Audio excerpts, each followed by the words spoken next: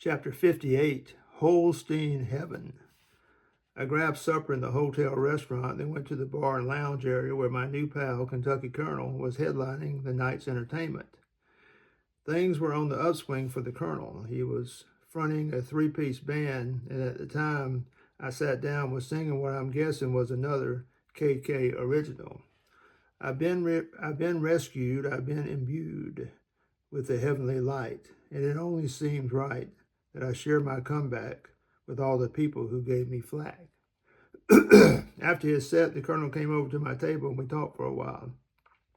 He was mulling over the idea of taking his act interplanetary.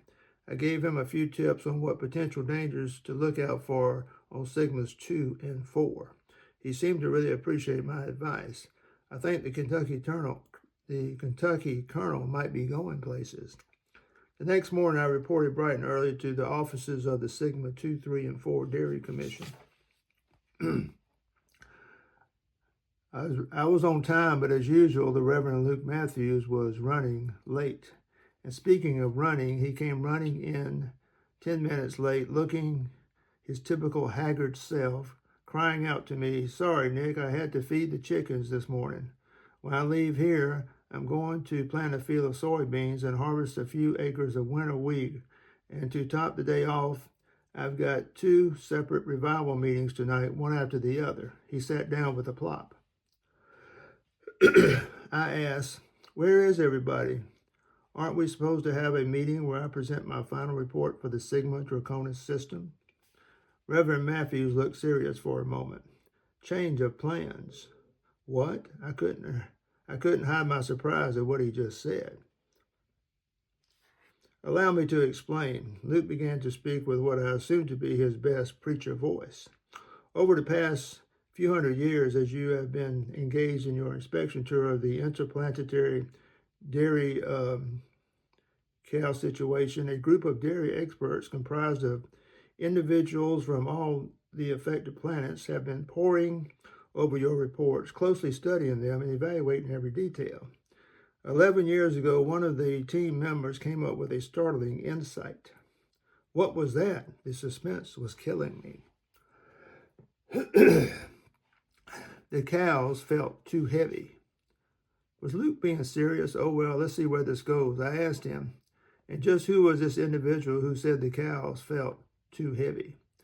Luke answered, "Raymond Raygun, a psychiatrist to the cows."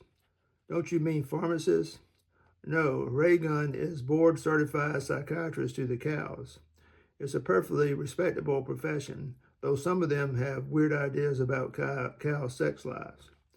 "I hope Raygun is not one of them," I replied, then asked, "What does all this mean in practical terms?" Luke said, "I'm glad you asked me that. It means that 10 years ago, based on your findings and Raygun's interpretation of those findings, we sent a small herd of Holsteins to Sigma 4's moon, Sigma Et." Luke reached into his pocket and pulled out a maroon card and handed it to me. He said, "Take this ticket to the spaceport. The shuttle for Sigma Et leaves at 3 p.m. this afternoon. I gotta go. That field isn't going to plant soybeans by itself." Chapter 59, Juniper Jupiter. The moon shuttle took 3 hours and 30 minutes to reach Sigma 3's moon, Sigma Et. Sigma Et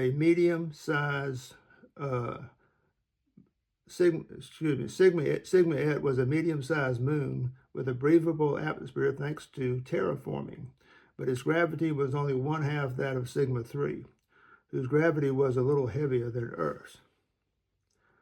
As the shuttle was descending into the moon's atmosphere, I looked out the porthole beside my seat. At first, all I could make out were tiny red, white, and black dots. Then, as the distance between the shuttle and ground narrowed, I was gradually able to identify those dots as cattle. Upon landing and debarking the shuttle, I was escorted to the office of Major Juniper Jupiter, overall commander of the moon base and special liaison to the Holstein Heaven project, which he later told me covered 623 total acres, most of that grazing areas. We exchanged greetings. He was very cordial, but I could sense that he was a very busy man. Wonder if he was dealing with any shenanigans of the ABC gang from Sigma 4. Anytime there was any trouble in the Sigma Draconis system, my first thoughts went to them. But whatever was keeping the Major busy, it was none of my business. Our meeting was brief, as he went over an outline of the Holstein Heaven Project, HHP. For a more detailed explanation, he recommended that I see Dr. Ronald Raygun over at the HHP offices. I thanked him and did as he recommended. Raygun turned out to be a Deweyan who had gotten his PhD in cow psychiatry from the Pukaluka University. He was definitely a well-traveled man. I asked him, "What exactly did you find in my findings that helped you find a way to help the cows?"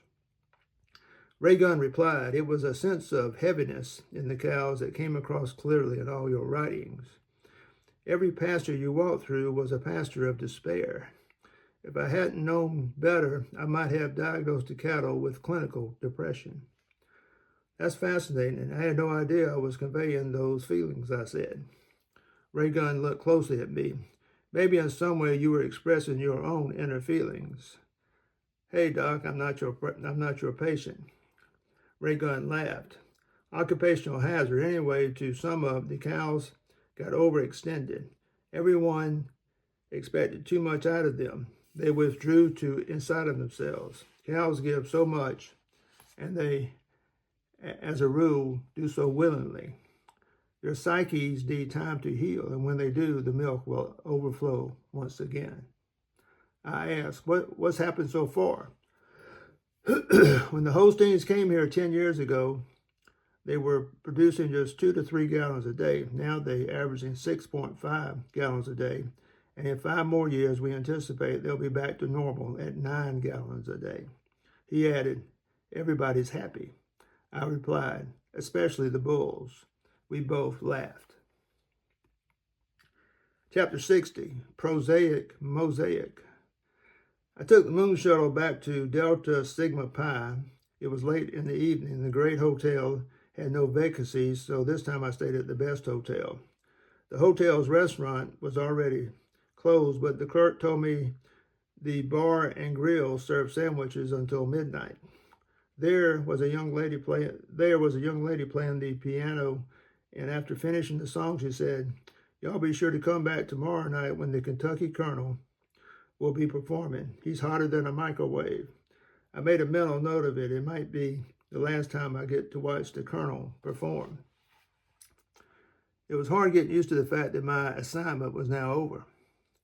When you spend hundreds of years doing one thing, no matter how difficult or complex, it still somehow becomes a part of you.